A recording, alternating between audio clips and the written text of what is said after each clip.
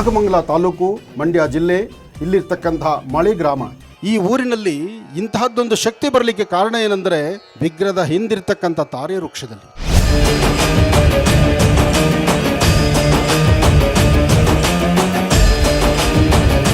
ಶನಿಯಿಂದ ಉಂಟಾಗ್ತಕ್ಕಂಥ ದೋಷಗಳನ್ನು ದೂರ ಮಾಡುವಂಥ ಶಕ್ತಿ ಒಬ್ಬ ಗುರುವಿಗೆ ಮಾತ್ರ ಇರುತ್ತೆ.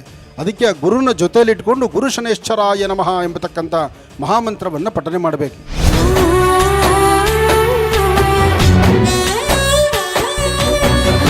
ಎಲ್ಲ ಕಷ್ಟದಲ್ಲಿದ್ದಾರೆ, ಆ ಕಷ್ಟದಲ್ಲಿರ್ತಕ್ಕಂಥವ್ರನ್ನ ಕಷ್ಟದಿಂದ ಬೇಗ ಹೊರತರುವಂತಹ ಕಾಯಕ ನಿನ್ನಿಂದಲೇ ಆಗಬೇಕಾಗಿದೆ.